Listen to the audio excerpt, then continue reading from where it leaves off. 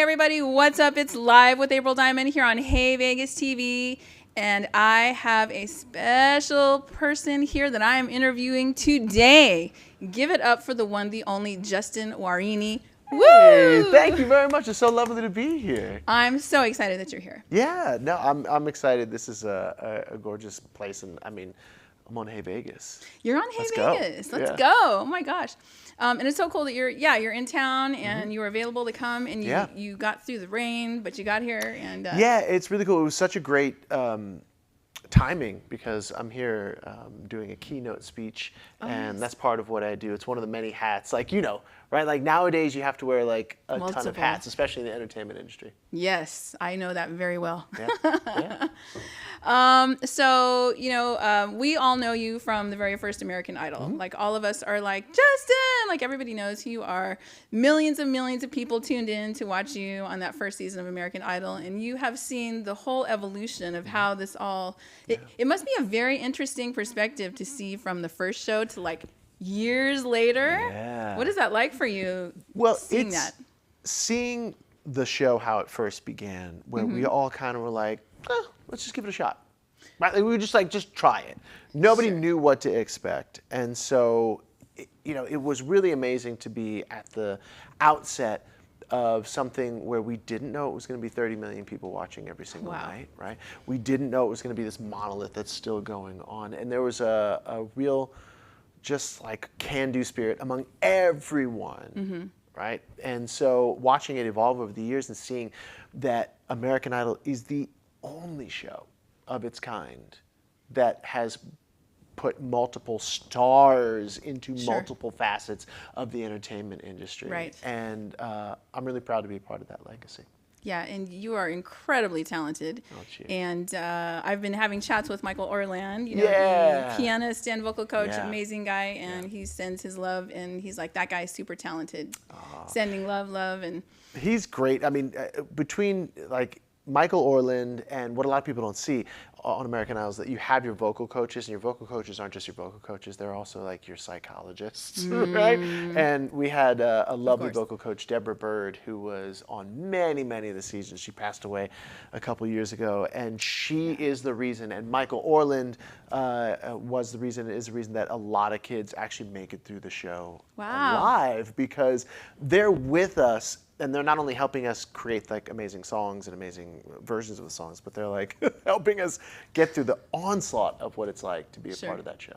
that's incredible. I love hearing that, and it's such an authentic story, and it's such a tale of, you know, I thought I could, and I tried, and I actually did it. And the thing that he talks about, which I love, is that when they show up, they have great voices. You guys all have great voices, but it's that journey to become a performer. Yeah. You know, get in front of millions of people and do the thing. Like that's not an easy thing. No, it takes a lot of confidence to be able to do that. And I am going to release a book later on this year, which is titled Center Stage Confidence. And I love it because I get to talk about my journey, and I know you have a journey when it comes to like getting in front of audience. Like, and whether you're like center stage on an actual stage or in a relationship or in some facet of your life, you know, confidence is so important because it is that thing that separates you from everyone else, right? A lot of people can sing. A lot of people can get up on a stage and maybe talk, but not many of us like you have done, like I've been able to do, like the people that we see out there can get up in front of thousands, tens of thousands, millions of people and deliver consistently every single time. Yeah, it's a lot. It's a lot. Yeah. And I feel like this is my take on that, and how you get there is you put yourself in the hot seat, you know, to perform. Yeah, it's the doing of the thing. And that's what it's the start that stops most people, right? It's the start that stops most people because we have this desire, this dream to go out and do this thing, and we're passionate about it, and then we start doubting ourselves. We're not, because you're never going to be certain. And part of confidence is moving forward even though you feel uncertain, moving forward even though you don't have all the answers, moving forward and knowing that you're going to figure it out along the way. You can't wait, because you could be waiting your whole life. Yeah, exactly. There are people who are waiting. Yes. And still waiting and have been waiting. Yeah. And yet those of us that are doing what we love to do, doing it on a consistent basis, and not just making an impact but an income from what we love to do, have to push forward through that and do it anyway.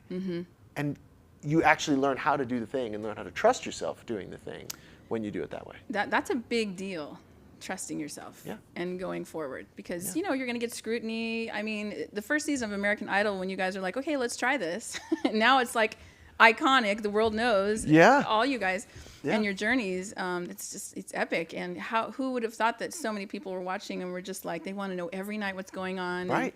And Michael said he posted a couple of times on Twitter back in the day and said who won, and people got mad at him, said, we don't want to know. We want to find out because we recorded it. Yeah, exactly. It's just like such a... It's interesting how we're, in this country especially, we're obsessed with fame. And I don't like to say, I mean, I feel the same exact, we all kind of feel obsessed with fame, but what is it? What is that thing that we long for and that makes us tune in? And for some people, it is watching others fall. For some people, it's watching them rise. And what I love about American Idol is that you get to see both there, right? You know, you get to see people go up and down. And on my season, nobody had ever done the things that we were doing. And, you know, at a certain point, it was okay to talk back to Simon.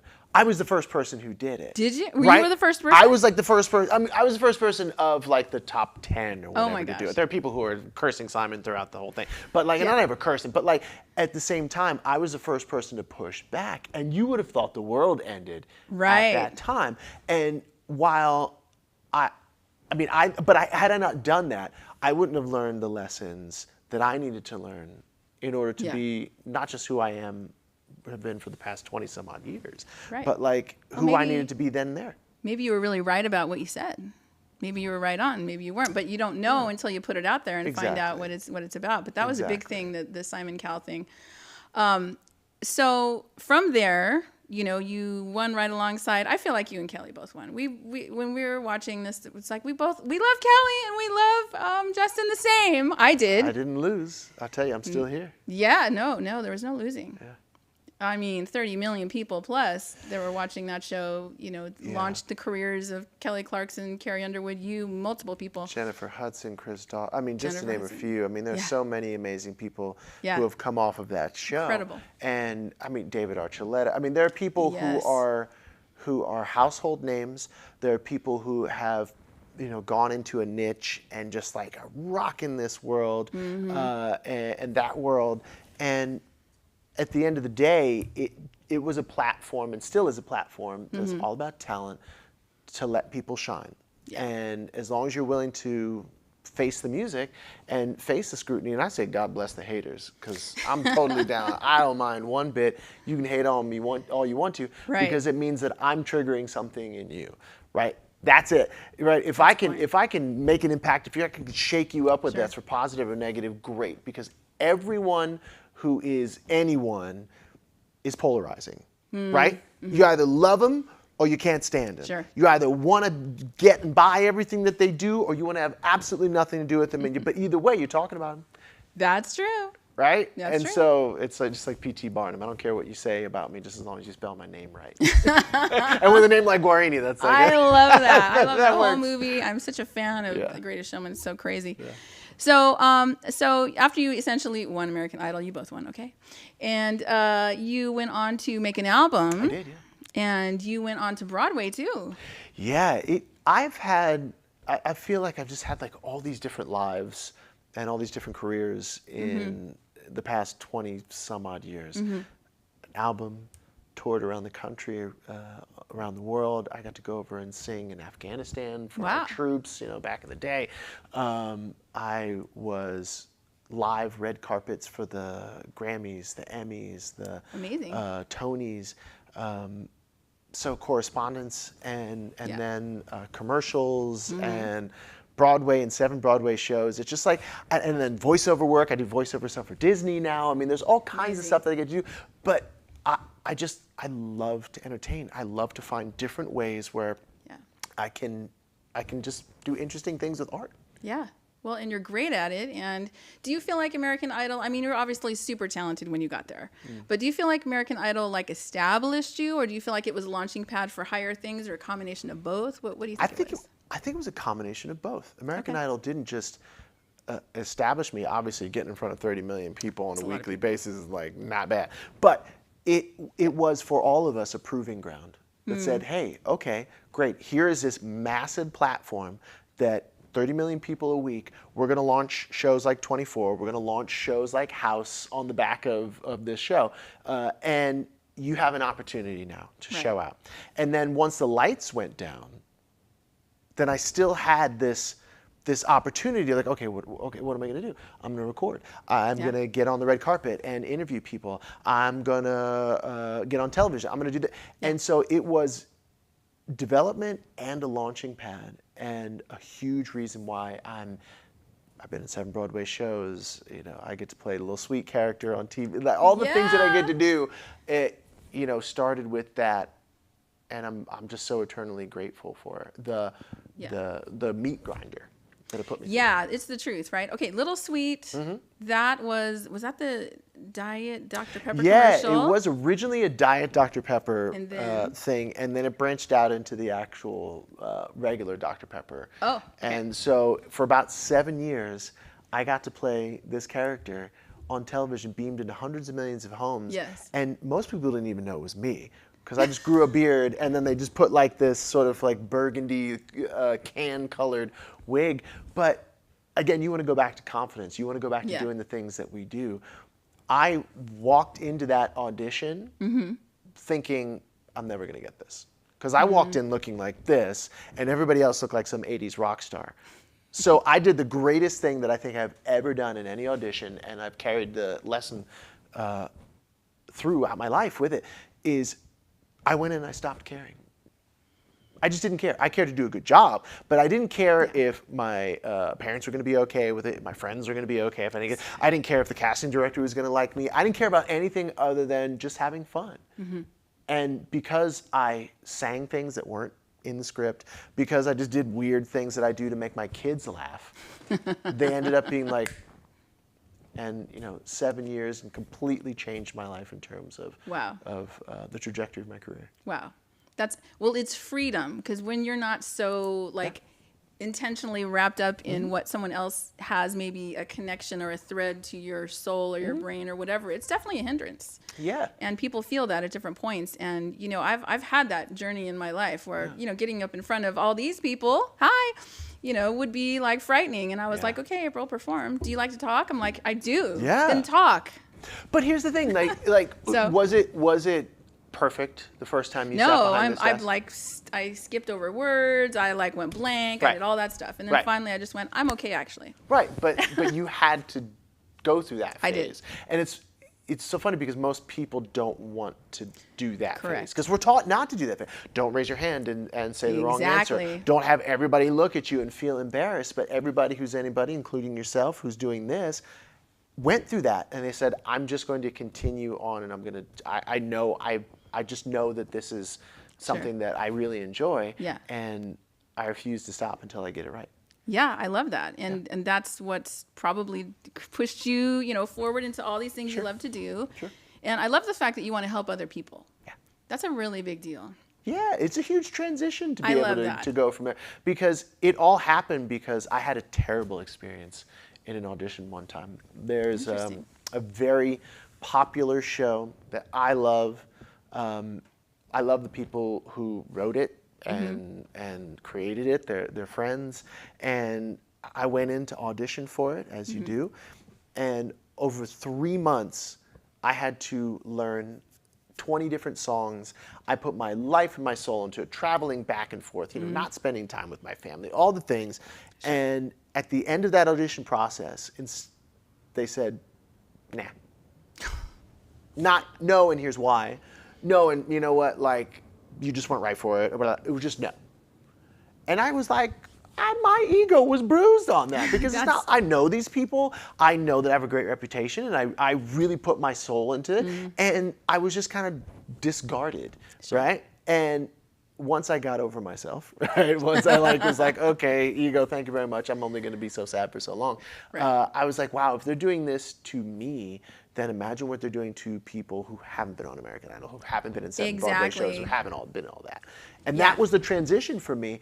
And that's why I love getting on stage and talking to people about confidence, about failure, about how to actually be successful, and how this Instagram, social media, highlight reel thing is something that we all buy into, right? You know, ask me how I know, but is not the full picture. And if you're willing to go through the mud, like we have done, like we continue to do on a daily basis, right? That is when the success happens, and that's when you actually end up walking the path you're meant to walk and actually enjoying it. Yeah, you do enjoy it, but you do walk through the mud, and that's the hard part, is to jump into the mud. And the thing with me is that I remember being the kind of person where I'm going to go into music, I'm going to be an independent artist, I'm going to audition for these things that I never got. And then I'm like, oh, let's chart a single. And I charted 2, and I got a Billboard hit, and I did it with my team, and I did it because we were relentless, and I did it because I listened to the experts and I didn't give up. And, you know, after 2 or 3 years into it, and there was like still 0 happening, I'm like, is this going to be worth it? You know, is this worth it? Yes, it is. Because what else am I going to do? I can't stop now. And I can see that in your career. You didn't stop. You just kept going. You kept evolving. And what, like you say, with all these different, finding these different voices and doing these different Broadway shows. You did, I was looking up, you had done American Idiot. That's the Green Day musical. So much fun. I mean, I went to school for vocal performance, so me too. Give me so you know, like you study everything, right? Every genre of music. I was like, please don't make me sing in German, but they did. And I did. You did. I totally sang Lieder. They made me sing Lieder. Yeah, of course. No. I was like, but like, no. Zigeuner Lieder, and you're like, oh, but like I would never sing in that music, right? But again, it's like the doing of it. I'm like, oh, I can sing in German, or if you have to, you know you can. I can bust out an Italian aria for you right now, but most people don't know that.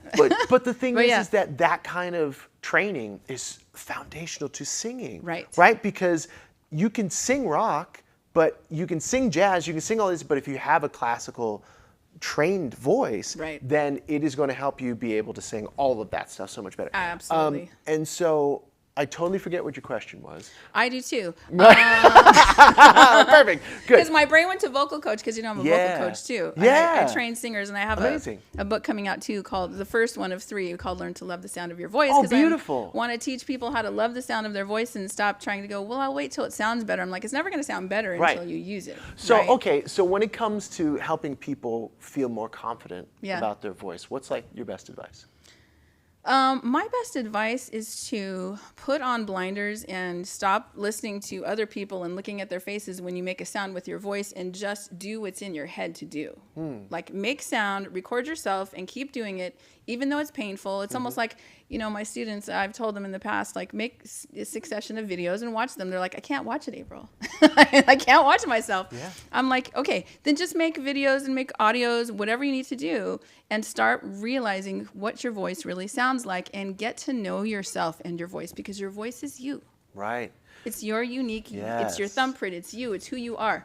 And I think people compare themselves too much and I want to sing like Justin, I want to sing like Kelly, I want to sing like these people. And this is a tool for us to learn, but it's not who you are. Right. It's not your identity. Who you are is what you sound like. That's who you are. Then we refine it. I don't know if that makes sense. It makes perfect sense. And I remember the first time I heard myself, it was voiceover class in acting school. And I was like, I sound like that? Yeah, exactly. Right? And like now I do voiceover work for Disney, I do all this stuff, but you have to start in that place.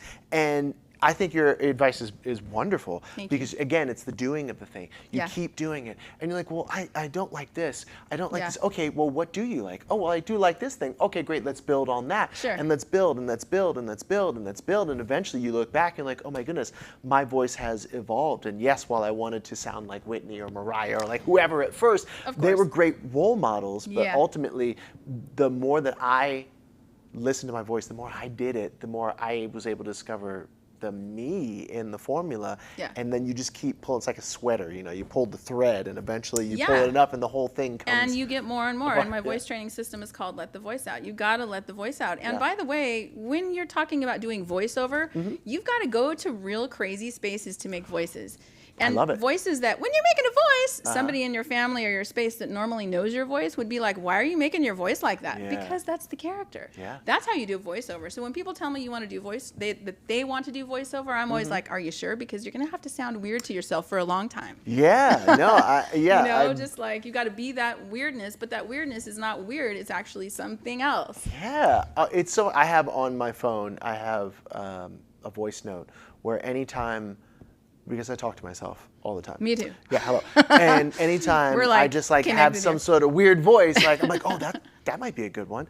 And so I have like 12 minutes of like 10 seconds worth of like strange little voice that I do. Yeah, yeah. And I'll break them out.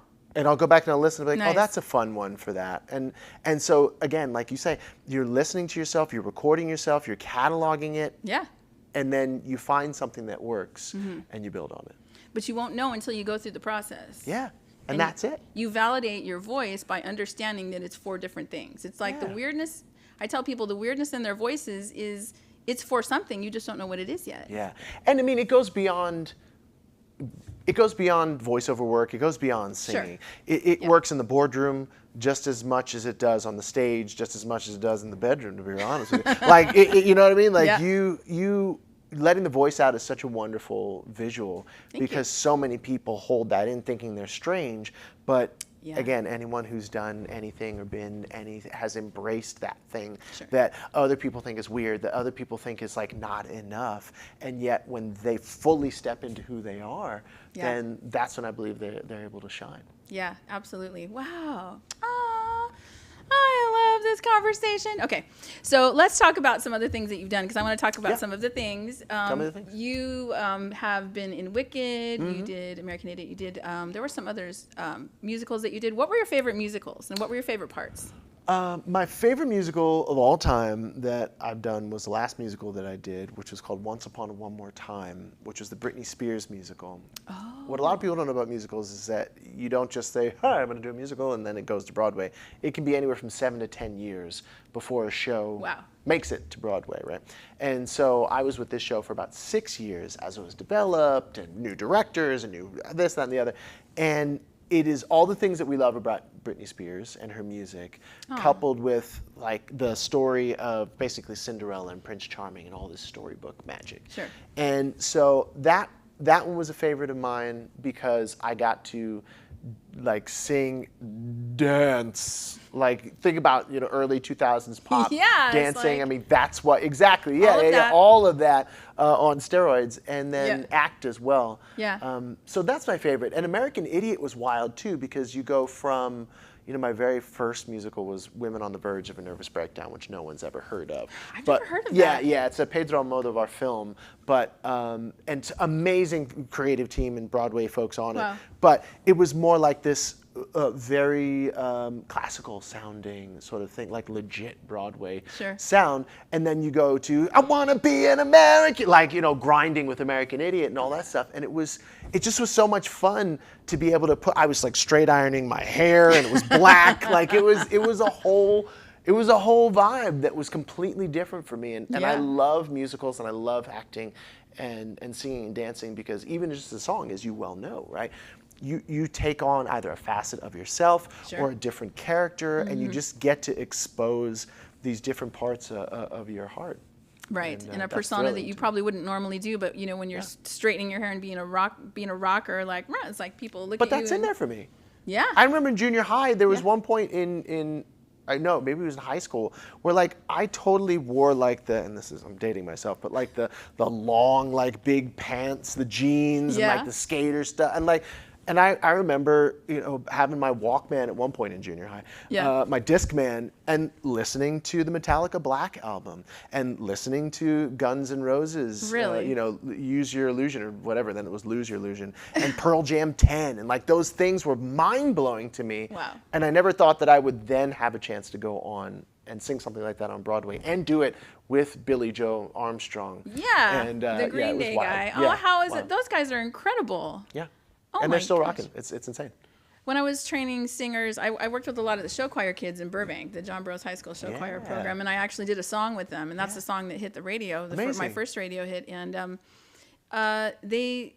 the kids are like, we want to learn Green Day. And I'm like, how do you know who Green Day is? Or they want to learn Led Zeppelin, or they want to learn all these old things. I'm like, but streaming now allows that, to be every style of music now you can listen to. And it's randomly, accessible. my 14-year-old will be like scrolling through, and he'll like start singing along to this song that, like, again, Led Zeppelin or something like that, because it's like embedded in the reels, or it's embedded in a YouTube video. Yeah. And it's awesome. I mean, again, going back to American Idol, it was so cool because so many songs, like we were doing Burt Bacharach at one point, right? Yeah, so was he on the show playing the piano with you guys? He wasn't playing the piano with us, Okay. but at one point we went into, it was what now is the Renaissance Hotel at Hollywood and Highland, or maybe it's different now, but Hollywood and Highland. And I remember walking into the room, and there's Burt Bacharach at the piano. Wow. And I mean, like, I kind of knew who Burt Bacharach was. Like, you know what I mean? Like, even then, I was like 22 at the time,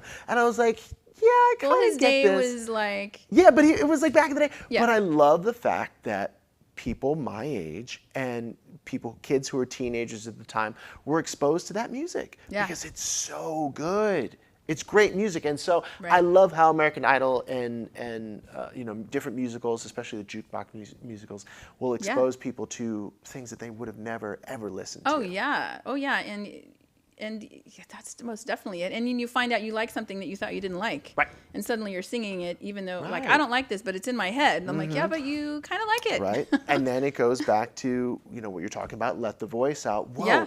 I just heard Robert Plant. Whoa, I just heard Shaka Khan. Whoa, I just heard, Bella Fleck and the Flecktones. Like, and that, you know what I mean? Like, Yeah. right.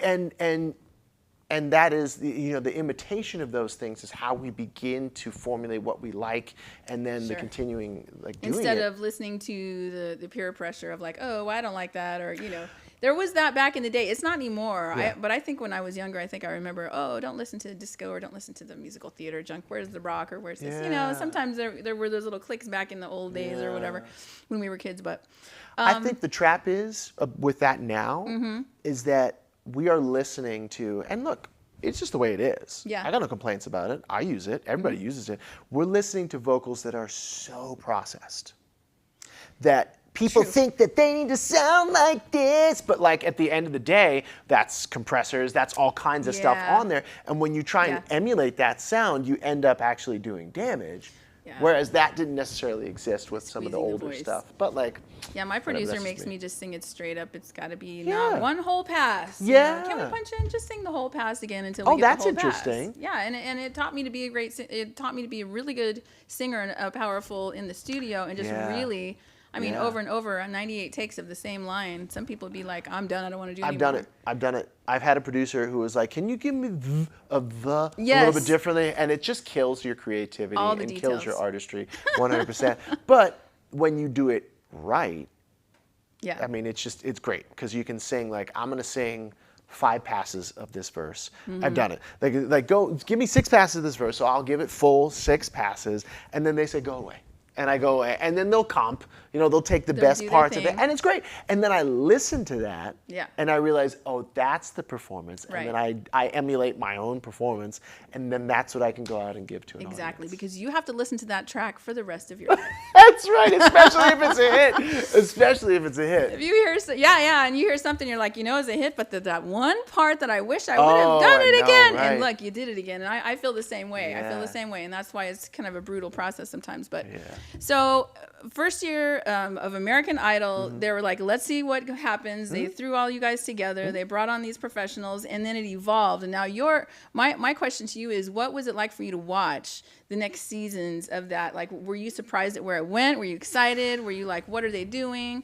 A little bit of everything. I was excited, and I was really busy that next season. I was actually recording my album at the time. Oh, nice. I remember going on to Oprah with Clay and Ruben. Oh, yeah. And so, it was wild. And it was a lesson in diplomacy. It was a lesson in how record labels work. Sure. It was a lesson in the entertainment business because I went in with the mantra, I'm going to do a great job and they're going to take care of me, which is not the truth. Right? That 99.99999% of the time, that is not the truth when it comes to the entertainment business in general. The entertainment business is very much like the entertainment or the the stereotypical Las Vegas, right? Entertainment business is designed to get you in, get as much out of you, and then send you on your way, right? Yeah. And while all of Las Vegas is not like that, friends, we know the parts of Las Vegas that are like that. They're designed to get you in, get as much out of you as they can. You have fun, great. And then after about 3 days, you're like, I gotta get out of here. Yeah, exactly. And you're done, right? And then the next group of people come in. So true. And the entertainment industry is like that as well. And so the great thing about that for me was I saw that next season. I was doing my work on my album, but I didn't just stick to singing. I got in front of the camera and I leveraged my fame, whatever, to interview other people who are on American Idol, right? To do other things. Nice. Movie stars. I did a lot of press junkets. I worked for TV Guide Network. And wow. Yeah, and I just said, I took after my mom, who was one of the first anchor women on CNN. Really? Yeah, and I just started interviewing people, and I said, okay, I'm going to get in front of the camera. And that's what I do. yeah, exactly. But that's the thing. And when you, in the entertainment industry, especially if you love to sing, if you love to act, if you love to dance, you can't just do that one thing. It's true. It's true. You've got to leverage multiple things. And the thing about what you were talking about earlier about the voices and trying different things, it's not just the voice, it's everything that you do. Yeah. And when you said you got up and you started acting and you started doing things like getting in the mirror and watching the videos, that's a whole different world too.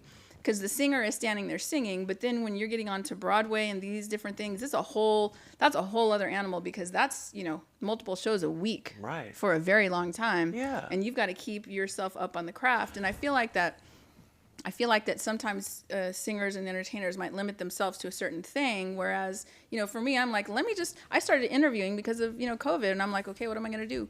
Okay, I'm going to talk. And the talking led to this. Yeah. So, and I love it. And I absolutely, as a singer and a host, and I can relate to you and you tell me all these cool stories, but everybody's got, I think, more than one thing. Everyone's got something else they can do, but I feel like people are limited. Yeah, I think people limit themselves because, again, it's just a matter of perspective. It's a matter of just putting yourself out there. Oh, yeah. It's the hardest thing to do, because if you put yourself out there, when you put yourself out there, you're going to trigger someone. Maybe it's someone in your family, maybe it's someone in your audience, and they're going to say something negative about you. And what most people don't realize is that that's the greatest thing that could possibly ever happen, because you're making an impact, you're shaking people up, you're getting their attention. And so when you do that and couple that with recognizing that you're more than just your voice, right? You're more than just one thing. And what you just prove on a daily, weekly basis is that you're not just using your vocal expression. You, like singers, actors, dancers, you have to use your vocal expression, your physical expression, your facial expression. It's all part of it, because anybody who you admire in entertainment is instinctively doing that, or has learned how to do that. Yeah. And so getting up there, and again, like, record yourself. Listen to your vocal image, right? Or record yourself and turn the volume all the way down on what it is, and just watch how your body and your face are telling the story. Yeah. Right? Simple little things that most people won't do, but when you do them, you inevitably learn something. Sure. And then when you take action on that, you get better. And then eventually all the fear gets softer. It doesn't go away. Never goes away, right? Like, and the fear never ever goes away. The nerves kind of always show up, but I use the nerves as energy, and I'm sure you do too. Like, that's it. That's the secret. I can't imagine you have nerves. That's the secret. I do.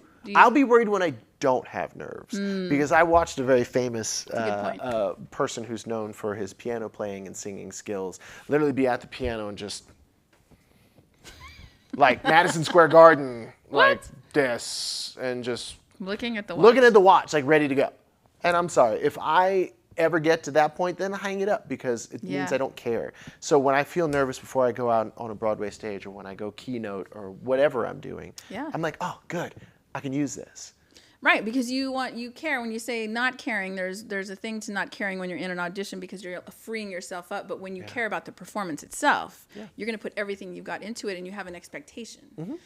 not perfection. This is, this is like a very fine line, trying to be perfect, but also trying to give the greatest performance. Right. There's a little bit of, there's a balance to all of it. Yeah. And I think that if we go out and try to be perfect, I've crashed every time I tried to be perfect. Absolutely. And the more I was like myself, and then a refined self where I was talking more clearly and doing everything I was supposed to do without the anxiousness and without the feeling of rushing and all of that, then things even out. Yeah. And that you hit on something really important, because it's progress, not perfection. Yes. Yeah. Absolutely. My partner, Kim Walsh-Phillips, and I, inside our Elite Speakers Network, when we teach people to get on the stage, we are always 100% about progress, not perfection. Amazing. Because perfection is a myth, first of all, and it's just fear and procrastination dressed up in a fancy suit. Yeah. Right? Like when you make progress is ugly. It gets messy. It feels really good, and then it's like, I'm not quite sure. But it's a process that if you're willing to go through it, you're always going to come out on the other side. That's awesome. Feeling better, looking better, and ultimately getting further faster. That's amazing. Yeah. That's awesome. So what is next for you? I know that you're doing a lot of these speaking engagements, and we'll have Kim come up here in just a second. Hi, Kim. Kim's in the studio with us. I want to do a little clip in a second, but what is next for you musically? I mean, let me just be your fan for a moment and say, when's your next album coming out? Oh my goodness, who knows? What's next for me is I have been really enjoying myself singing with orchestras. It's one of my favorite things to do. I just did the Unforgettable, the Nat King Cole tribute. And so I just love singing jazz. I love singing musical theater. And so that is something that I get to do all the time. I love it. That's fantastic. And then I continue to work with Disney on a show called Super Kitties. Which is, #1 Disney Junior show. Amazing. And I get to play Cat Burglar on that. So I'm doing that. And then I'm speaking on stages and helping show just the fast path for entrepreneurs who have a successful business but have like a performance background, like maybe you're in the choir or the band or like debate club or gymnastics or something like that. We tend to attract those folks who want to grow their business via the power of speaking on stage. So again, it's just like I got all these different hats, but everything I love, it lets me do everything that I love, but ultimately make just more than an income, but make an impact too. Right. Yeah. I love that. Not just an income, but an impact. But you can do both. Exactly. That's the best. That's the best way to go about it. Amazing. Yeah. So we'll be right back with the one and only Justin Guarini, right back here on Hey Vegas TV.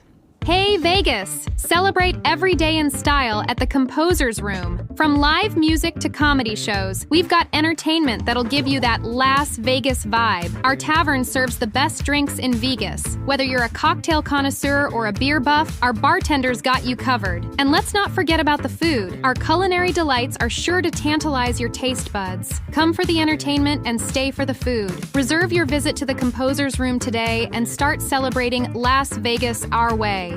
Looking for a night out that's pure Vegas? Welcome to Jimmy Kimmel's Comedy Club, voted best comedy club in Las Vegas.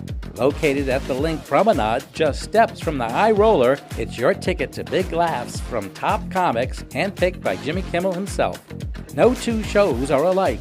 Every night's a headliner, and every seat's a great one. Get your laughs at the best. Jimmy Kimmel's Comedy Club, only in Vegas, only at the Link.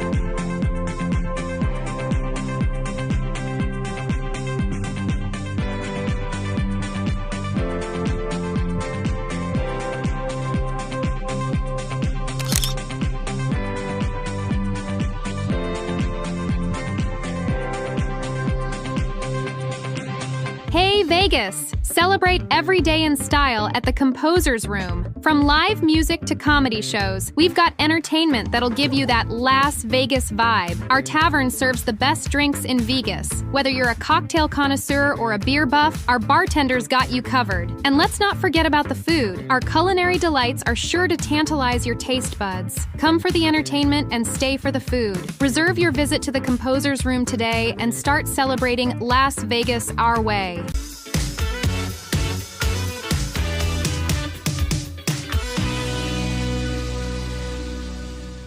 Hey everybody, what's up? We're back live with April Diamond here with the one, the only Justin Guarini. Woot! And meet Kim Walsh. Hi. Hi. How are you guys doing? Doing great. So we are finishing up an interview with Justin, but I want you guys to talk about a little bit about what you're doing here in Vegas and your speaker training and how you're helping individuals be more powerful on stage. Mm-hmm. Oh, it's so much fun because I love, first of all, you did an amazing interview, and I love watching the power of that because we work with our people how to give great sound bites and how to be a great interviewer, and it was a master class on that, so that was incredible.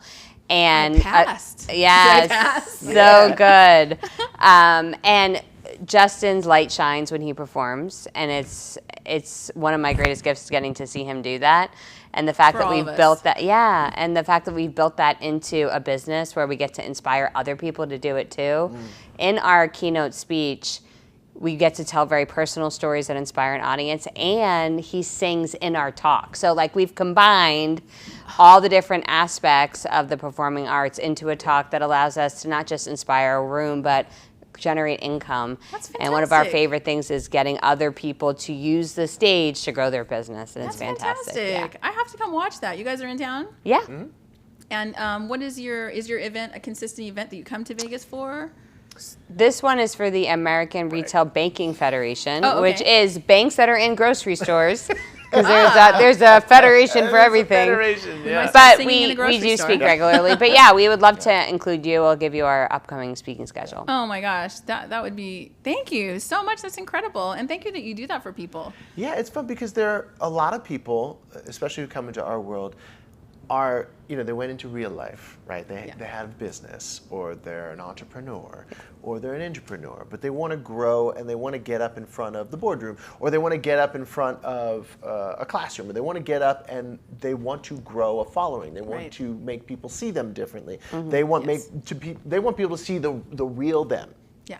And so ultimately what we love to do is to take those people who want to do that, who also have been on a stage before. Maybe they were a DJ at the family party, maybe they were in the band or the choir or the drama club, They have that performance in It's a them. gene. Yeah. It's in there. Theater geeks who own businesses. Those are our people. Yeah. Theater Geeks Doing Business, is that a t-shirt? It should be. Yeah. But April, I know that we've all been in this situation. It's like you have a hope strategy, right? Like you hope at the end of an interview a sponsor might contact you, or you hope at the end of an interview another guest will say yes. Sure. And we've had those moments happen and they feel magical and they feel like, well, I'm doing the right thing, but then we just wait and hope for the next thing. And for a lot of business owners, that's what they do. They hope for the next referral or the next recurring client or the person in the back of the room when they get off the stage to say, can I hire you? And what we do is we say, stop basing this on hope and actually follow a blueprint. Nice. So there's just by putting a call to action at the end of your video